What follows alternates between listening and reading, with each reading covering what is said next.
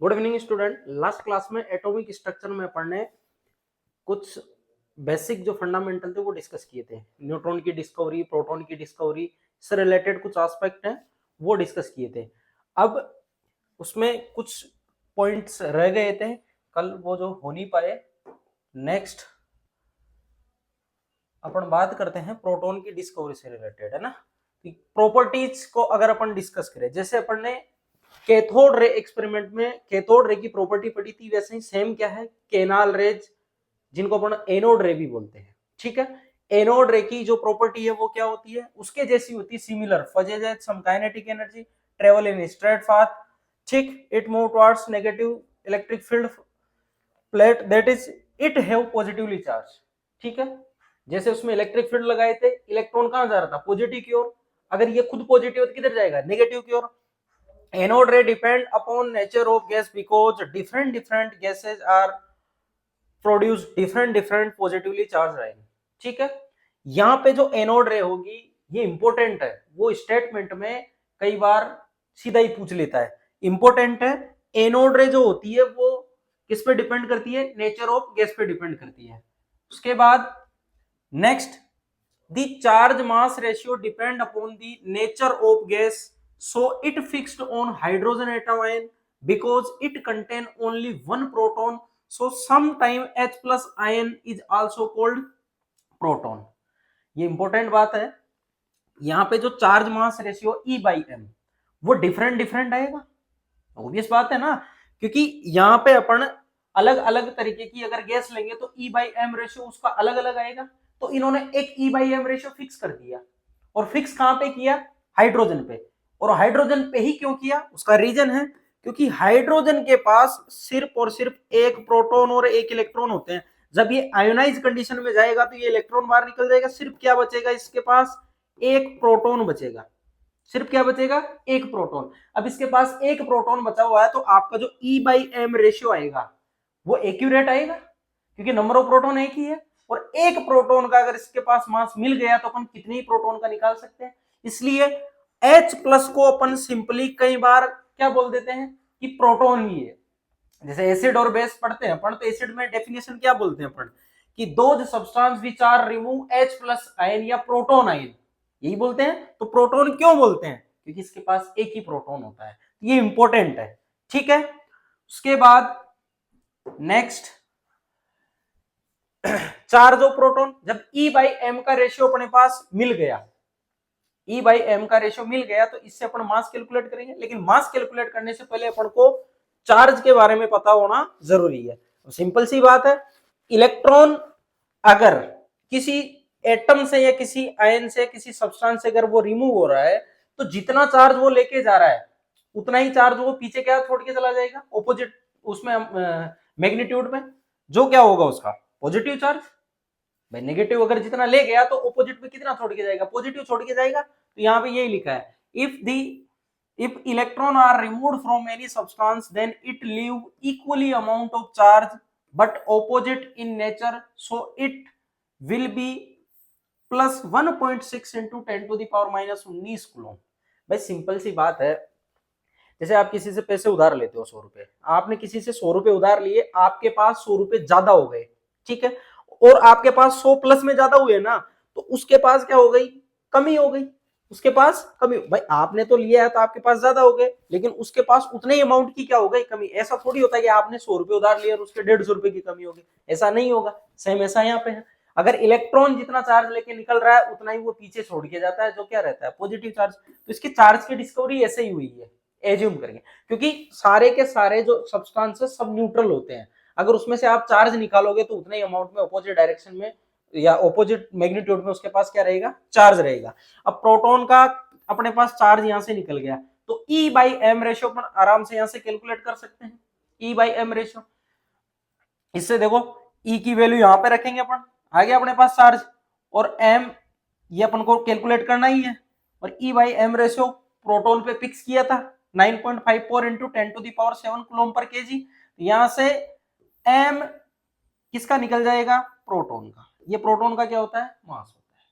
आई बात समझ में, सिंपल सा है, इसमें कोई ज्यादा दिमाग लगाने वाली ऐसी बात नहीं है, बिल्कुल इजी है। बेसिक से अगर आप एक एक को रिलेट करते हुए पढ़ोगे ना तो सारी चीजें आपके अच्छे से समझ में आएगी। एटॉमिक स्ट्रक्चर एक सबसे बढ़िया चैप्टर है, मोस्ट इंटरेस्टिंग चैप्टर है। सारी की सारी चीजें एक दूसरे से रिलेट हो रखी है। अभी मैं आपको आगे पढ़ाऊंगा रदरफोर्ड का मॉडल। रदरफोर्ड मॉडल है, उसको अल्फा पार्टिकल की मतलब ये थॉट कहां से आई थी, वो वहां से आई थी क्योंकि उसी टाइम पे जो रेडियो एक्टिविटी है उस पे मैडम क्यूरी वर्क कर रही थी, रेडियो एक्टिविटी पे। तो वहां रेडियो एक्टिविटी में alpha particle, beta particle, gamma rays ये सारे एमिट हो रहे थे, तो इसने अल्फा पार्टिकल वहां से लिया है। आई बात समझ में? ठीक है, अब बात करते हैं अपन next, discovery of neutron. Discovery of neutron किसने की थी? जेम्स चैडविक ने। डिस्कवरी ऑफ न्यूट्रॉन किसने की थी? जेम्स चैडविक ने। ये सिंपल अगर अपन बात करें यहां पे, बेरिलियम इसका एक न्यूक्लियस लिया अपन ने, या मैं बात करूं बेरिलियम का एक अपन ने एटम लिया, इस पे आप अल्फा पार्टिकल का बम्बार्ड करवाओ या अल्फा पार्टिकल इसको आप गेन करवा रहे हो। अल्फा पार्टिकल का मतलब होता है हीलियम का न्यूक्लियस। अल्फा पार्टिकल किसे बोलते हैं? यही पूछा आपके आरपीएससी 2013 वाले पेपर में से एक क्वेश्चन पूछा सीधा ही कि हीलियम पार्टिकल, ये सॉरी अल्फा पार्टिकल क्या होता है, और उसमें ऑप्शन दे रखे थे हीलियम न्यूक्लियस होता है या हीलियम 2+ होता है, ऐसे दे रखे थे, डिफरेंट डिफरेंट टाइप के ऑप्शन दे रखे थे। मैं आपको इसमें प्रीवियस ईयर के क्वेश्चन कराऊंगा, जैसे ये चैप्टर खत्म होगा इसके और मोल कॉन्सेप्ट वाले के प्रीवियस ईयर में जो आपके क्वेश्चन आए हैं वो सारे के सारे अपन यहाँ पे डिस्कस करेंगे। तो एक तो ये क्वेश्चन आपके आरपीएससी में पूछा हुआ है, ये क्वेश्चन आपके आरपीएससी में पूछा हुआ है। आई थिंक ये मेरे हिसाब से 2013 वाले जो पेपर है उसमें पूछा है उसने कि अल्फा पार्टिकल क्या होता है, तो हीलियम का न्यूक्लियस होता है। तो जैसे ही आप इसको गेन करवाओगे तो देखो 4 इसका एटॉमिक नंबर है, 2 इसका एटॉमिक नंबर है, जब 4 और 2 आपस में मिलेंगे तो 6 एटॉमिक नंबर वाला एटम बनाएंगे, तो क्या होगा? कार्बन। ऐसे ही 9 मास नंबर और 4 मास नंबर अगर आपस में कंबाइंड होंगे तो ये क्या हो जाएगा? 13 हो जाएगा। तो कार्बन 613 आपको यहाँ पे मिलेगा, जो एक रेडियो एक्टिव कार्बन होता है। ये क्या होता है? Radio active carbon. ये ज्यादा टाइम तक स्टेबल नहीं रहेगा, ये फिर किस में जाएगा? अपनी स्टेबल फॉर्म में। स्टेबल फॉर्म कौन सी होती है? कार्बन 612 वाली होती है। फिर ये क्या करेगा? कार्बन 612 यहां से एक इलेक्ट्रॉन सॉरी एक न्यूट्रॉन का एमिशन करेगा यहां से। और न्यूट्रॉन का क्यों करेगा? उसका रीजन है, देखो यहाँ पे 6 क्या है इसमें? प्रोटॉन, और 6 ही क्या है इसमें? इलेक्ट्रॉन। प्रोटॉन और इलेक्ट्रॉन का रेशियो कभी भी गड़बड़ाएगा नहीं, याद रखना। एटम न्यूट्रल है, न्यूट्रल ही रहेगा, 6 प्रोटॉन और 6 इलेक्ट्रॉन रहेंगे उसमें।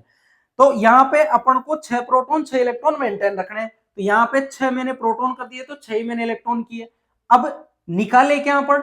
जो ये 13 से 12 पे चला जाए, एक ही ऑप्शन बचता है अपने पास, न्यूट्रॉन निकाल दो। तो ये यहां से ऐसे न्यूट्रॉन की डिस्कवरी हुई है कि ऐसे कुछ पार्टिकल्स निकलते हैं जो स्टेबल कंपाउंड बनाते हैं। और ये अपन और अच्छे से डिस्कस करेंगे। वहां पे 4n+ series, 4n+2 series, 4n+3 series, ऐसी सीरीज चलती है रेडियो एक्टिविटी में। ठीक है, थोरियम, यूरेनियम, प्लूटोनियम, इन सब का रेडियो एक्टिविटी से रिलेटेड आपके क्वेश्चन एग्जाम में पूछा हुआ है, तो उनको भी अपन डिस्कस करेंगे। ठीक, अब बात करते हैं अपन यहाँ पे मास की। तो मास 1.67 इंटू 10⁻⁻24। ये प्रोटॉन से थोड़ा बहुत ज्यादा होता है, वहां मैंने 2 लिखा था, यहाँ 4 लिख दिया, बस थोड़ा सा ज्यादा होता है। चार्ज की बात करें तो न्यूट्रल होता है।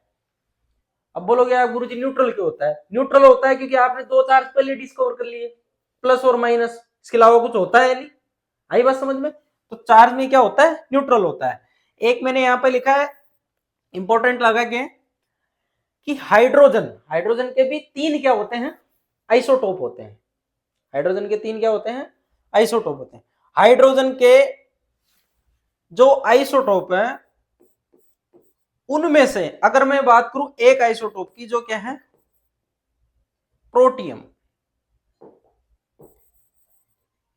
कौन सा है? प्रोटियम, यानी 1H1। इसकी अगर मैं बात करूं, ये एकमात्र ऐसा एटम है जिसमें न्यूट्रॉन नहीं पाया जाता, इसमें न्यूट्रॉन होता ही नहीं है, बाकी सब में न्यूट्रॉन मिलेगा आपको। यही एकमात्र ऐसा जिसमें न्यूट्रॉन नहीं होता। तो except hydrogen all atom have neutron. ठीक है, और उसमें भी अगर आप थोड़ा और डीपली जाओ तो प्रोटियम होगा वो। ठीक है ना? वैसे जनरली बोल देते हैं कि हाइड्रोजन एकमात्र ऐसा जिसमें न्यूट्रॉन नहीं होता, लेकिन इसके कुछ आइसोटोप और होते हैं। ड्यूटेरियम है, ट्राइटियम है या ट्रिटियम, उसमें अगर आप देखोगे अभी मैं आपको आगे कुछ डेफिनेशन है, जैसे आइसोटोप किसे बोलते हैं, आइसोबार किसे बोलते हैं, आइसोडायपर क्या होता है, आइसोस्टेयर क्या होते हैं, आइसो इलेक्ट्रॉनिक स्पीशीज क्या होती है, वो सब डिस्कस करेंगे अपन, तो वहां पे मैं बता दूंगा आपको। ठीक है, तो ये जेम्स सेडविक से रिलेटेड एस्पेक्ट था जो न्यूट्रॉन की डिस्कवरी को जनरेट करता है। अब बात करते हैं अपन न्यूट्रॉन का एक्चुअल में डिस्कवरी का रीजन क्या था। अब थोड़ा सा फ्लैशबैक में चलते हैं अपन, बिल्कुल सिंपल सा है, अगर आप ऐसी नॉलेज रखते हो तो ये आपके लिए बहुत काम में आएगी। अगर आप ऐसी नॉलेज रखते हो तो ये आपके लिए बहुत काम में आने वाली है, क्योंकि इंटरव्यू में ऐसी ही चीजें पूछी जाती है। अभी मैं आपको बताऊंगा, मेरा जब आरपीएस में इंटरव्यू हुआ था तो उसने कैसे क्वेश्चन पूछे थे। ठीक है, तो ये मैं एक न्यूक्लियस यहाँ पे बना रहा हूँ। इलेक्ट्रॉन आपको पता है, अभी तक आप थ्योरी नहीं पढ़े, लेकिन आपको पता है कि इलेक्ट्रॉन चारों तरफ क्या करते हैं, घूमते हैं, और खुद की एक्स पे भी क्या करते हैं, घूमते हैं। ये न्यूक्लियस बनाया मैंने, इसमें प्रोटॉन प्लस न्यूट्रॉन। ठीक है, अब ध्यान से सुनना, आपने ये पढ़ा है कि इलेक्ट्रॉन इलेक्ट्रॉन के मिड में रिपल्सन होता है, ऐसे ही पढ़ा आपने प्रोटॉन और प्रोटॉन के बीच में क्या होता है, रिपल्सन होता है। बिल्कुल सही पढ़ा आपने कि लाइक पार्टिकल होते हैं उनमें रिपल्सन होता है, और ऑपोजिट वाले होते हैं उनमें अट्रैक्शन होता है। बिल्कुल सही बात है। यहाँ पे अगर आप देखोगे तो इनमें फोर्स ऑफ अट्रैक्शन काम कर रहा है, लेकिन यहाँ पे अगर मैं न्यूक्लियस में बात करूं प्रोटॉन की, न्यूक्लियस में अगर मैं बात करूं प्रोटॉन की, तो प्रोटॉन प्रोटॉन के बीच में यहाँ पे रिपल्सन हो रहा है, फिर भी ये इस यूनिवर्स का सबसे स्ट्रॉन्गेस्ट फोर्स बना हुआ है, जिसको न्यूक्लियर फोर्स बोलते हैं। अब ये तो हजम होने वाली बात है नहीं है, ऐसा गड़बड़ है, ऐसा कैसे हो सकता है। तो न्यूक्लियस के अंदर प्रोटॉन पॉजिटिव पॉजिटिव चार्ज को कैसे रख रखे हैं, उसका रीजन क्या है, ये जो सारा सब कुछ है ये सब निकल के आता है न्यूट्रॉन से। न्यूट्रॉन समझाएगा इनको, वो कैसे, देखो इधर सेंट्रल वाला पार्ट प्लस प्लस में, यहाँ पे दो प्रोटॉन बनाए मैंने। न्यूट्रॉन न्यूट्रल होता है, कोई चार्ज नहीं होता। प्रोटॉन और न्यूट्रॉन का मास सिमिलर सा होता है, आपस में इंटर कन्वर्ट करते रहते हैं। आपस में क्या करते हैं, इंटर कन्वर्ट। प्रोटॉन कभी किस में जाएगा, न्यूट्रॉन में, न्यूट्रॉन कभी किस में जाएगा, प्रोटॉन में, प्रोटॉन किस में जाएगा, न्यूट्रॉन में, न्यूट्रॉन किस में जाएगा, प्रोटॉन में। ये कन्वर्जन चलता रहता है, और ये कन्वर्जन इतना फास्ट होता है, ये कन्वर्जन इतना फास्ट होता है कि प्रोटॉन को कभी न्यूक्लियस में प्रोटॉन पास में फील ही नहीं हुआ, नेवर फील लाइक चार्ज, इसको कभी फील ही नहीं हुआ। जब प्रोटॉन को उसके पास में प्रोटॉन फील ही नहीं हुआ तो उसको रिपल्सन कैसे लगेगा, इम्पॉसिबल है। तो न्यूट्रॉन उस चीज को समझाता है कि प्रोटॉन प्रोटॉन एक्चुअल में न्यूक्लियस में कैसे स्टेबल हो रखे हैं। आई बात समझ में, तो यहां से अपन आराम से इसको समझ सकते हैं। और एक और यहां पे मैं आपको बात बताऊं हाइड्रोजन से रिलेटेड, अभी मैंने बताया था हाइड्रोजन में न्यूट्रॉन नहीं होता। अरे न्यूट्रॉन होगा कहां से जब प्रोटॉन ही उसमें एक होता है, ये बिल्कुल सिंपल सी बात है ना भाई, हाइड्रोजन में एक प्रोटॉन होता है। अब एक प्रोटॉन में तो दूसरा प्रोटॉन है ही नहीं, तो रिपल्सन कहीं का, तो रिपल्सन है ही नहीं, तो यहाँ न्यूट्रॉन एक्सचेंज की जरूरत ही नहीं है ना, मजेदार वाली बात, न्यूट्रॉन एक्सचेंज की जरूरत ही नहीं है। इसलिए हाइड्रोजन का जो प्रोटियम जो आइसोटोप है, सबसे जो लाइटेस्ट, सबसे अपन बोल सकते हैं लाइट वाला जो एलिमेंट है हाइड्रोजन, उसके अंदर न्यूट्रॉन नहीं पाया जाता है। इसके दो आइसोटोप होते हैं उनमें पाया जाता है, वो हेवी आइसोटोप होते हैं, लेकिन मैं अगर बात करूं किसकी, प्रोटियम की, तो उसके अंदर न्यूट्रॉन नहीं होता है। आई बात समझ में, तो ये एक्चुअल ये था न्यूट्रॉन की डिस्कवरी का राज, क्योंकि ये समझा नहीं पा रहे थे कि पॉजिटिव चार्ज कैसे स्टेबल हो रहा है, ऐसे ये चीजें नहीं समझा पा रहे थे। रदरफोर्ड भी नहीं समझाया इनको कि पॉजिटिव चार्ज ऐसे कैसे हो रखा है, तो फिर बाद में जेम्स सेडविक ने सारी चीजें बताई है। ठीक है, अब मैं आपको सारे के सारे जो ये मैंने बताए हैं, इलेक्ट्रॉन की डिस्कवरी, न्यूट्रॉन की डिस्कवरी और प्रोटॉन की डिस्कवरी, इनको मैं एक टेबल में समराइज कर देता हूं, जिससे आपको पता रहेगा किसकी डिस्कवरी किसने की और क्या है। ठीक है, तो देखो यहां पे लिखता हूं मैं पार्टिकल, यहां पे लिखता हूं मैं चार्ज, यहां पे लिखता हूं मास, और इधर बात कर लेते हैं अपन डिस्कवरी की। ठीक है, तो सबसे पहले पार्टिकल की बात करते हैं, इलेक्ट्रॉन। इलेक्ट्रॉन पे चार्ज क्या होता है, -1.6 into 10 to the power minus के 19 कूलोम। मास कितना होता है, 9.1 into 10 to the power minus 31 KG. अगर डिस्कवरी की मैं बात करूं तो डिस्कवरी किसने की थी, डिस्कवरी की थी जे थॉमसन ने। ऐसे ही मैं बात करूं किसकी, प्रोटॉन की, प्रोटॉन पे होता है प्लस के 1.6 into 10 to the power minus 19 coulomb. और अगर मैं इसके मास की बात करूं तो मास होता है 1.672 into 10 to the power minus 27 KG. या अगर आप ग्राम में लिखना चाहो 1.672 into 10 to the power minus 24 gram. Discovery किसने की थी, गोल्डस्टीन ने। डिस्कवरी किसने की, गोल्डस्टीन ने। अगर बात करूं मैं न्यूट्रॉन की, न्यूट्रॉन पे कोई चार्ज नहीं होता, इस पे चार्ज क्या रहता है, 0 रहता है। और इसके मास की बात करें तो mass 1.674 into 10 to the power minus 24 gram, ये मास होगा। ठीक है, डिस्कवरी किसने की थी, जेम्स चैडविक ने। ठीक है, तो आप ये समराइज करके लिख सकते हो, कई बार वो स्टेटमेंट में पूछ लेता है ऐसे क्वेश्चन। ठीक है, बाकी ये चीजें तो मैंने सारी डिस्कस कर ली है। ठीक, अब चलते हैं अपन नेक्स्ट अपने टॉपिक से रिलेटेड एस्पेक्ट, वो है Thomson model of an atom. अपन ने बेसिक फंडामेंटल जो पार्टिकल होते हैं आपके सिलेबस में दे रखे हैं फर्स्ट यूनिट में, वो सारे डिस्कस कर लिए हैं। ठीक, इलेक्ट्रॉन की डिस्कवरी, प्रोटॉन की डिस्कवरी, न्यूट्रॉन की डिस्कवरी। इलेक्ट्रॉन की डिस्कवरी से कैथोड रे का सारा सब कुछ पढ़ लिया है, प्रोटॉन के लिए अपन ने सारा सब कुछ पढ़ लिया। अब बात करते हैं अपन थॉमसन मॉडल की। थॉमसन मॉडल जो मॉडल है इसको बोला जाता है प्लम पुडिंग मॉडल या वाटरमेलन मॉडल, या फिर बोलते हैं इसको रेजिन मॉडल। ठीक है, रेजिन मॉडल भी बोलते हैं इसको, प्लम पुडिंग मॉडल या वाटरमेलन मॉडल, ये इसके अलग नेम है। और ये नेम क्यों दिए गए हैं वो सारी चीज अपन यहां पे डिस्कस करेंगे। देखो इधर, द इलेक्ट्रॉन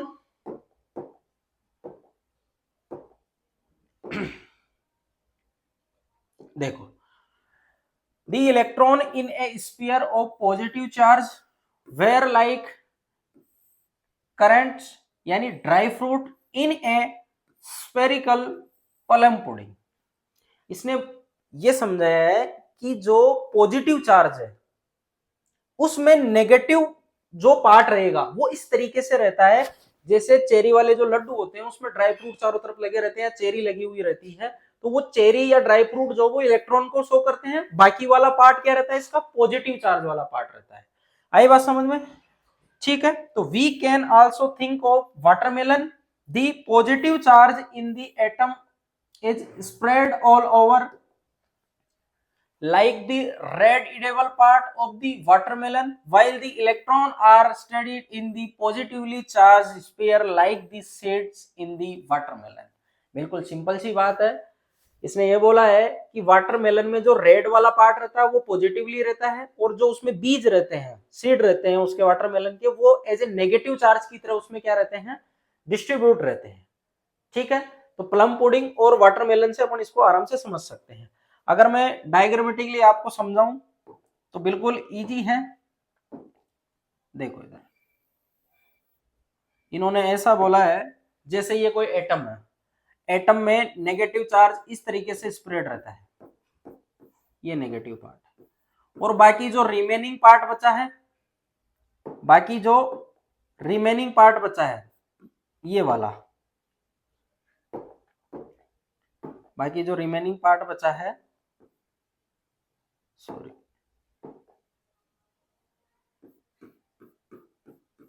ये रिमेनिंग जो पार्ट बचा है ये तो है पॉजिटिवली चार्ज, पॉजिटिवली चार्ज्ड, और नेगेटिव वाला ये पार्ट ये इलेक्ट्रॉन को शो कर रहा है। ठीक है, तो इनको अपन वाटरमेलन में तो बोल सकते हैं क्या, वाटरमेलन में अपन इसको बोल सकते हैं कि ये सीड है, या करंट्स बोल सकते हैं, या ड्राई फ्रूट बोल सकते हैं इसमें अगर प्लम पुडिंग वाला ले रहे हो तो। और पॉजिटिवली चार्ज्ड ये रेड वाला जो पार्ट रहता है वो रहता है। ठीक है, और प्लम पुडिंग में जो प्लम पुडिंग का जो मेन पार्ट रहता है वो पार्ट पॉजिटिवली चार्ज रहता है। तो ये जे थॉमसन मॉडल था। अब इस मॉडल ने थोड़ा बहुत आइडिया दे दिया था कि पॉजिटिव नेगेटिव चार्ज कैसे रहते हैं, लेकिन ये स्टेबिलिटी के बारे में, इन चीजों के बारे में नहीं बता पाया कि एक्चुअल में एटम स्टेबल कैसे हैं, इलेक्ट्रॉन कहाँ डिस्ट्रीब्यूट हो रखे हैं, पॉजिटिव चार्ज कहाँ है, बस इन्होंने थोड़ा बहुत आइडिया दे दिया एक्चुअल में, जबकि ऐसा है ही नहीं। ठीक, आगे चलते हैं अपन। नेक्स्ट, थॉमसन प्रपोज, इन सारी चीजों को देख के थॉमसन ने क्या बोला, an atom consist of a positively charged sphere and electron are embedded in it. उसने बोला है कि एटम पॉजिटिवली चार्ज स्फीयर रखता है और उसके अंदर इलेक्ट्रॉन धसे हुए रहते हैं, जबकि ऐसा नहीं होता है। इलेक्ट्रॉन ऑर्बिट में चारों तरफ घूमते हैं और सेंट्रल वाला जो पार्ट है जिसको न्यूक्लियस बोलते हैं, जो आगे चल के रदरफोर्ड ने समझाया था, वहां पे पॉजिटिव चार्ज रहता है। The negative and positive charge are equally in magnitude, so the atom as a whole is electrically neutral. हाँ, ये बात इसने सही बोली है कि पॉजिटिव और नेगेटिव चार्ज इक्वली अमाउंट में रहते हैं। अगर पॉजिटिव और नेगेटिव चार्ज इक्वली अमाउंट में रहेंगे तो जो आपका एटम है वो कैसा रहेगा, न्यूट्रल रहेगा। अब फेलियर क्या है इसका, failure of the Thompson model, the model did not mention the presence of nucleus in atom. पहला तो यही है, भाई साहब ने बोल दिया है कि पॉजिटिव चार्ज ऐसे घूमता है चारों तरफ, उसमें स्फीयर में रहता है, इलेक्ट्रॉन हर कहीं पे पड़े हुए हैं, जबकि ऐसा नहीं होता है। एक्चुअल में न्यूक्लियस कहाँ रहता है, सेंट्रल वाले पार्ट में, और इलेक्ट्रॉन उसके चारों तरफ क्या करते हैं, रिवॉल्व करते हैं। ठीक है, तो फेलियर इसका यही था, न्यूक्लियस के बारे में कुछ नहीं समझा पाया।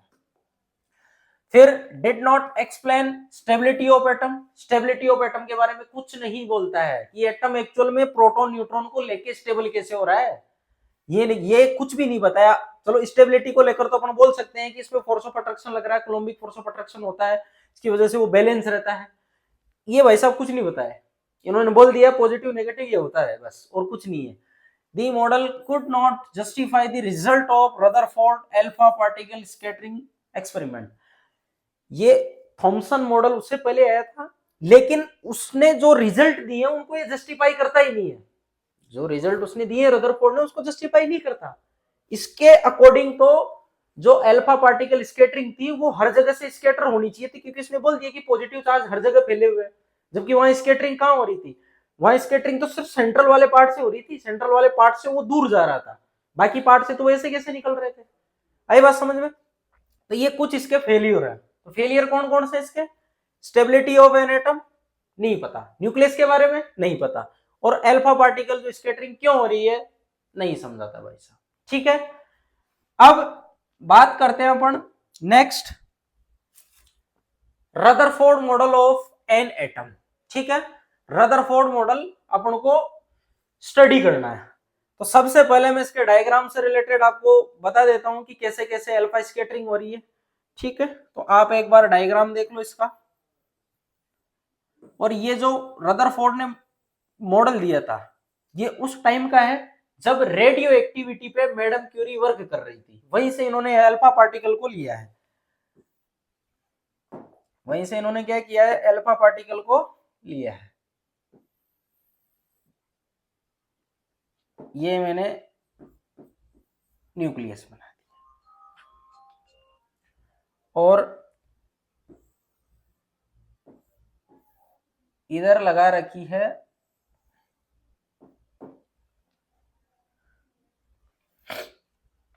ये गोल्ड फॉइल का है, गोल्ड जो फॉइल है उसका क्या है, न्यूक्लियस है। ठीक है, यहाँ पे स्क्रीन लगा रखी है, इस स्क्रीन पे जैसे जैसे रेडिएशन आके उस पर टकराती है, जैसे जैसे कोई पार्टिकल आके टकराता है तो उस पर कलर जनरेट होता है या फ्लोरोसेंट नेचर की होती है, स्पॉट बनते हैं उस पर, इसलिए अपन क्या करते हैं, स्क्रीन लगा के रखते हैं। ठीक, यहां से अल्फा पार्टिकल का सोर्स रख रखा है, कोई भी रेडियो एक्टिव सब्सटेंस, इससे क्या निकल रहे हैं, अल्फा पार्टिकल निकल रहे हैं इसमें, इसी को बोलते हैं अपन अल्फा पार्टिकल। हीलियम का न्यूक्लियस होता है ये क्या होता है, हीलियम का न्यूक्लियस होता है, ध्यान रखना ये आपके आरपीएससी में पूछा हुआ है, सीधा पूछा हुआ है ऐसा। अब यहां से अल्फा पार्टिकल जो निकल रहे हैं, देखो इधर ये गोल्ड फॉइल ली है, गोल्ड फॉइल का मैंने सिर्फ एक आपको न्यूक्लियस बताया, उसमें गोल्ड फॉइल ली है, उसमें मैंने आगे भी इसमें डिटेल में समझा रखा है कि गोल्ड फॉइल लेने का रीजन क्या था। ठीक है, इसको बिल्कुल थिन से थिन लेयर में अपन क्या कर सकते हैं, डिवाइड कर सकते हैं, इसलिए इसको चुना गया था। अब मैं यहां से अल्फा पार्टिकल अगर यहाँ से इधर की तरफ भेजता हूं तो देखो कुछ पार्टिकल है जो ऐसे कैसे सीधे के सीधे जा रहे हैं, कुछ पार्टिकल है जो सीधे के सीधे जा रहे हैं, कुछ पार्टिकल है जो थोड़े बहुत डेविएट हो रहे हैं, फिर कुछ पार्टिकल है जो थोड़े बहुत डेविएट हो रहे हैं। ठीक है, अब यहाँ पे एक पार्टिकल 20,000 में से एक पार्टिकल ऐसा था जो जैसा गया है वैसा का वैसा ही बाउंस बैक हो गया, वापस आ गया। एक पार्टिकल 2000 में सॉरी 20,000 में से एक पार्टिकल ऐसा था जो जैसे गया वैसा का वैसा ही वापस आ गया। तो वापस आ गया तो इन्होंने फिर इन सारे डाटा को देख के कुछ प्रिडिक्शन दी है, और वो प्रिडिक्शन कौन कौन से हैं, वो प्रिडिक्शन अपन को यहाँ पे 1 बाय 1 डिस्कस करने हैं। ठीक है, तो ये सिंपल सा इसका एक्सपेरिमेंट का डायग्राम है। अब आगे चलते हैं अपन, सारी चीजें भी समझ में आ जाएगी आपको। Why Rutherford select gold foil and helium particle, या हीलियम जो 2 पॉजिटिव होता है, अल्फा पार्टिकल जिसकी बात करें, इसको सिलेक्ट करने का रीजन क्या था? तो रीजन क्या है, he selected a gold foil because he wanted as a thin layer as possible. उसको चाहिए थी बिल्कुल थिन लेयर वाली एक फॉइल, और वो थिन लेयर वाली फॉइल सबसे ज्यादा आपको पॉसिबिलिटी कहाँ है मिलने की? गोल्ड में, क्योंकि गोल्ड की जो स्ट्रेंथ होती है तार, इसको तार में लंबा खींचने की, इसकी शीट बनाने की, वो सबसे बढ़िया होती है गोल्ड की। तो इसलिए गोल्ड को चूज करने का रीजन यही था। ठीक, this foil was about 1000 atom thicks. ठीक है, ये लेयर इतनी वो हो सकती है कि 1000 एटम तक आप उसमें मतलब इसको पतला कर सकते हो। 1000 एटम तक ही आ जाता है। 1000 एटम तक आने का मतलब है आपने बहुत बहुत बारीक कर दिया उसको, और यहाँ पे रिजल्ट प्रिडिक्ट करना बहुत आसान होता है। एक तरीके से आप एक एटम की तरफ ही चले गए, 1000 एटम। आई बात समझ में? वैसे तो मोल्स में रहते हैं एटम, आई बात समझ में? अगर आपसे एक मोल की बात करी जाए तो 6 × 10⁻23 एटम होते हैं। इसने तो यहां तक लिया है गोल्ड फॉइल को, इसलिए गोल्ड फॉइल सेलेक्ट करने का रीजन था। Alpha particle are doubly charge helium ion since they have a mass of 4u। Helium का मास कितना होता है? 4u। The fast moving alpha particle have a considerable amount of energy.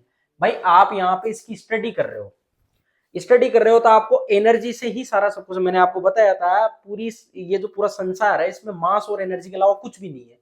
इनसे ही अपन सारा सब कुछ कैलकुलेट करते हैं, इन्हीं के पीछे है सब कुछ। अब यहाँ से पार्टिकल आ रहा है, आपने ऐसा पार्टिकल ले लिया कि भाई साहब उसकी आप वेलोसिटी कैलकुलेट नहीं कर पा रहे हो, तो स्टडी कैसे करोगे? आप नहीं कर पाओगे। बीटा पार्टिकल भी तो ले सकते थे ना, बहुत लाइट पार्टिकल होता है, इससे नहीं कर पाओगे आप। तो इन्होंने क्या किया है कि 4u मास का एक अल्फा पार्टिकल लिया है, उस अल्फा पार्टिकल की काइनेटिक जो एनर्जी होती है वो कंसिडरेबल होती है, आप उसको मेजर कर सकते हो। जब आप उसकी एनर्जी मेजर कर सकते हो तो आप आराम से ये भी निकाल सकते हो कि ये कहां से कहां तक गया है।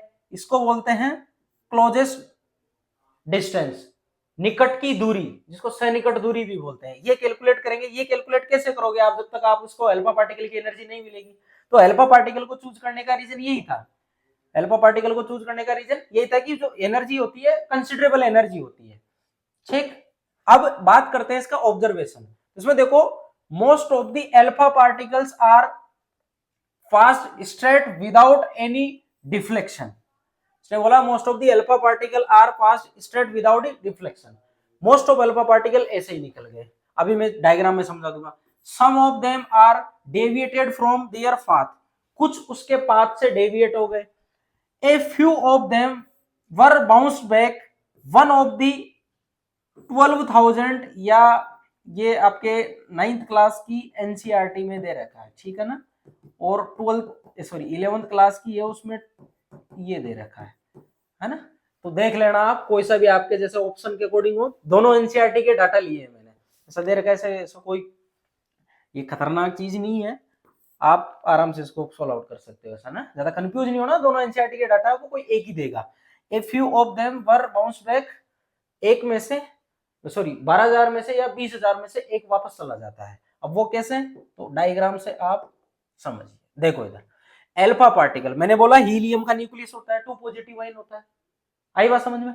अब यहां से देखो, इधर से तो पॉजिटिव चार्ज का कोई लेना देना नहीं है, तो ये सीधे निकल रहा है। जैसे जैसे पॉजिटिव चार्ज के पास आएंगे ये डेविएट होना स्टार्ट होंगे। डेविएशन क्यों? क्योंकि पॉजिटिव और पॉजिटिव के बीच में क्या होता है, रिपल्सन होता है, तो डेविएट होंगे। एक ऐसा पार्टिकल आएगा जो बिल्कुल सामने जाएगा और सामने से वापस आ जाएगा, सामने जा रहा, सामने से वापस आ रहा, मतलब वहां पे भयंकर वाला रिपल्सन हो रहा है उसको, जस्ट सामने से, क्योंकि लाइक पार्टिकल है, सेम चार्ज रखते हैं, सेम चार्ज रखते हैं, तो उनमें रिपल्सन होगा तो वो वापस आ जाएगा। तो इन्होंने हीलियम पार्टिकल की हेल्प से ये बताया कि इसका जो साइड का, जो बीच के अलावा जो पार्ट है सारा का सारा इस स्फीयर का, वो सारा वेकेंट है, वो सारा क्या है, वेकेंट है। सेंट्रल वाला जो पार्ट है वो डेंस पार्ट है, जिसको न्यूक्लियस बोला जाता है। तो न्यूक्लियस की डिस्कवरी भी कहां से हुई है, रदरफोर्ड के आने से हुई है। आई बात समझ में? तो सिंपल सा एक्सपेरिमेंट है, आगे चलते हैं। उसके बाद on the basis of his experiment Rutherford put forward the nuclear model of an atom which had the following features. There is a positively charge centre in a atom is called nucleus. देखो ये जो model था इसका Rutherford का, उसी से इसने क्या दिया, फिर बाद में न्यूक्लियर मॉडल दिया है, जिसमें इसने बोला है कि जो पॉजिटिवली चार्ज सेंट्रल वाला पार्ट रहता है उसको अपन क्या बोलते हैं, न्यूक्लियस बोलते हैं। The electron revolve around the nucleus in circular path. और इसने ये भी बता दिया कि भाई पॉजिटिव चार्ज तुमने बता दिया, तो इलेक्ट्रॉन का है, तो उस टाइम पे ये जो अपने अर्थ के जो ये पृथ्वी के सारे ग्रह हैं, गैलीलियो उस टाइम पे वर्क कर रहा था, तो उस टाइम पे ये बोला गया था कि पृथ्वी सूर्य के चारों ओर चक्कर लगा रही है। तो थोड़े बहुत थॉट इसको वहां से भी आए कि यार क्यों ना मैं इस सूर्य को न्यूक्लियस मान लूं और इन जो पृथ्वी घूम रही है इसको इलेक्ट्रॉन मान लूं। तो इसने थॉट वहां से लिए, गैलीलियो जब वर्क कर रहा था तो थॉट वहां से लिए उसने, और वहां से जो गैलीलियो के वर्क से थॉट लिए इसने, तो उसके अकॉर्डिंग इसने क्या बोला, electron revolve around the nucleus in circular path. The size of the nucleus is very small as compared to the size of an atom. Nucleus की साइज एटम से क्या होती है, बहुत छोटी होती है। और कितनी छोटी होती है, देखो इधर, अगर मैं बात करूं न्यूक्लियस की,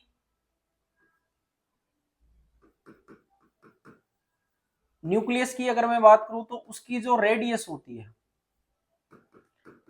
उसकी रेडियस कितनी होती है, देखो उसकी रेडियस 10⁻⁻50 फर्मीमीटर। जो न्यूक्लियस की रेडियस होती है वो 10⁻⁻ फर्मीमीटर में होती है। अगर मैं एटम की बात करूं तो एटम की जो रेडियस होती है वो 10⁻10 फर्मीमीटर वाले दायरे में होती है। तो आप देख सकते हो इन दोनों में कितना फर्क है, ये 10⁵ टाइम ज्यादा है इसमें, और इसमें कितना फर्क है। अगर मैं इसमें फर्क देखूं तो ये जो एटम है उसकी साइज 10⁵ टाइम क्या है, ग्रेटर है, 10⁵ टाइम क्या है, ग्रेटर है। आई बात समझ में? तो ये रेडियस है किसकी, न्यूक्लियस की, ये रेडियस है किसकी, एटम की। अब एटम और रेडियस से रिलेटेड कुछ एस्पेक्ट हैं, वो भी अपन यहां पर डिस्कस करते हैं।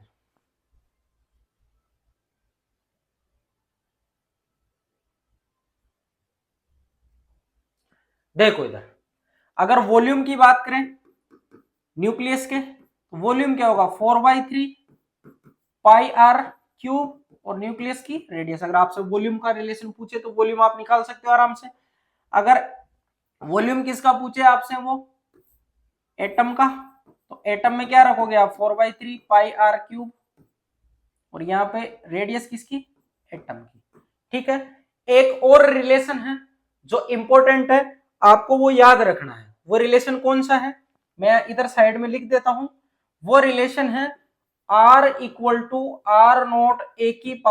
A⁻⁴ ये रिलेशन आपको याद रखना है, ये रेडियस कैलकुलेट करने का है।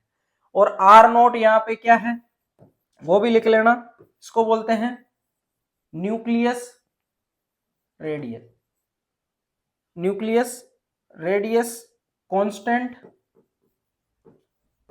और इसकी वैल्यू फिक्स होती है 1.2 फर्मीमीटर। और आर क्या है यहाँ पे, न्यूक्लियस की रेडियस, ऊपर भी रेडियस ही है लेकिन ये फिक्स की हुई है किस पे, हाइड्रोजन एटम पे फिक्स कर रखी है, और आर नोट की वैल्यू कितनी है 1.2 फर्मी मीटर है।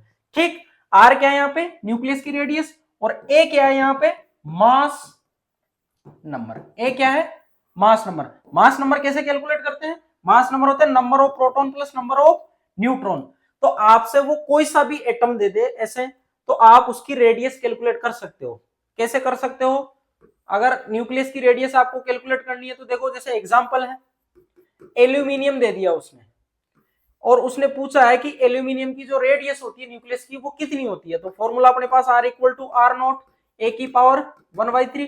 अब आपको पता है एल्यूमिनियम का मास नंबर कितना होता है 27, एल्यूमिनियम का मास नंबर कितना होता है 27, तो ए की वैल्यू आ गई अपने पास, तो R equal to R naught की वैल्यू भी जस्ट पता है मैंने, फिक्स होती है 1.2, और ए की वैल्यू कितनी है 27, 27 का 1/3, 27 का 1/3 कितना होता है, 27 का 1/3 कितना होता है 3, तो इसको मल्टीप्लाई करोगे तो 3.6 फर्मी मीटर। तो ये जो रेडियस आई है ये किसकी आई है, एल्यूमिनियम के न्यूक्लियस की आई है। तो ये फॉर्मूला आपको ध्यान में रखना है।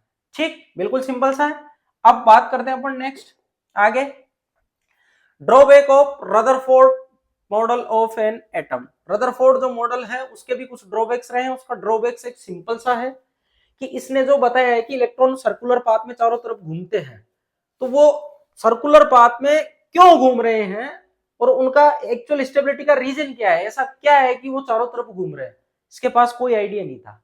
उस टाइम पे मैक्स प्लांक की थ्योरी, या मैं बात करूं मैक्सवेल की जो थ्योरी थी, वो इलेक्ट्रोमैग्नेटिक जो रेडिएशन है उस पर वर्क कर रही थी। तो उसने बताया था कि ये जो रदरफोर्ड का मॉडल है, इसमें रदरफोर्ड ने इलेक्ट्रॉन के लिए बोला है कि चारों तरफ घूम रहा है, तो चारों तरफ घूम रहा है, तो अकॉर्डिंग टू मैक्सवेल जो एक्सिलरेटेड या जो मूविंग पार्टिकल होते हैं, अगर वो चारों तरफ या कहीं पे मूविंग नेचर के साथ वो रहते हैं, तो उनके साथ इलेक्ट्रोमैग्नेटिक रेडिएशन का एमिशन होता रहता है। अगर यहां पे ऐसा हो, इलेक्ट्रॉन चारों तरफ घूम रहा है न्यूक्लियस के और एमिट कर रहा है इलेक्ट्रॉन एनर्जी, तो एक टाइम ऐसा आएगा कि उसकी एनर्जी बिल्कुल कम हो जाएगी, काइनेटिक एनर्जी भी नहीं मिलेगी, वेलोसिटी कम हो जाएगी, काइनेटिक एनर्जी कम हो जाएगी। एक टाइम ऐसा आ जाएगा कि वो न्यूक्लियस के अंदर खुद समा जाएगा।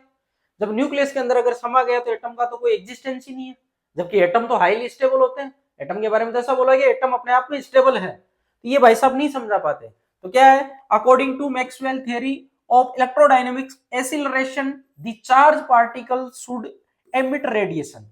मैक्सवेल ने यह बताया है कि चार्ज पार्टिकल होते हैं वो इलेक्ट्रोमैग्नेटिक रेडिएशन एमिट करते हैं, thus the revolving electron would lose energy and finally fall into the nucleus। Electron इतनी एनर्जी एमिट कर देगा कि फाइनली वो कहां चला जाएगा, nucleus. If this were so the atom should be highly unstable and hence matter would not exist in the form of that we know. और अगर ऐसा हो जाता है तो एटम उस फॉर्म में रहेगा ही नहीं जिसमें अपन उसको जानते हैं, एटम की फॉर्म में। भाई एटम है स्टेबल होता है, पॉजिटिव और नेगेटिव चार्ज उसमें न्यूट्रल अवस्था में रहते हैं, एक दूसरे को बांधे रखते हैं। वो आई बात समझ में, तो ये इसका ड्रॉबैक था। अब जो अपनी नेक्स्ट क्लास होगी उसके अंदर अपन डिस्कस करेंगे इसके बाद जो मैक्सवेल की जो इलेक्ट्रो मैग्नेटिक रेडिएशन से रिलेटेड उसने जो एस्पेक्ट दिए हैं वो अपन डिस्कस करेंगे इसके जस्ट बाद में। यही से स्टार्ट होते हैं वेव और पार्टिकल नेचर, और यही सारी चीजें हैं जो क्वांटम मैकेनिक्स की तरफ जाती है। आपने एमएससी में पढ़ा होगा क्वांटम केमिस्ट्री, क्वांटम केमिस्ट्री के द्वार यहीं से खुलना स्टार्ट होते हैं, और हकीकत में द्वार खुलते हैं उसके लास्ट में हाइजेनबर्ग अनसर्टेनिटी प्रिंसिपल पे जाके। तो यहां तक बिल्कुल सिंपल सी चीजें हैं। अब नेक्स्ट जो क्लास होगी उसमें अपन basic atomic number, mass number कैसे कैलकुलेट करते हैं, और ये जो आइसो डाइफर्स होते हैं, आइसो बार होते हैं, आइसोटोन होते हैं, आइसो इलेक्ट्रॉनिक होते हैं, या इनके आइसोटोप्स होते हैं, इनको अपन कैसे डिफाइन करेंगे, सारी चीजें सब छोटी छोटी डेफिनेशन है वो अपन कल डिस्कस करेंगे। ठीक है, बाय बाय।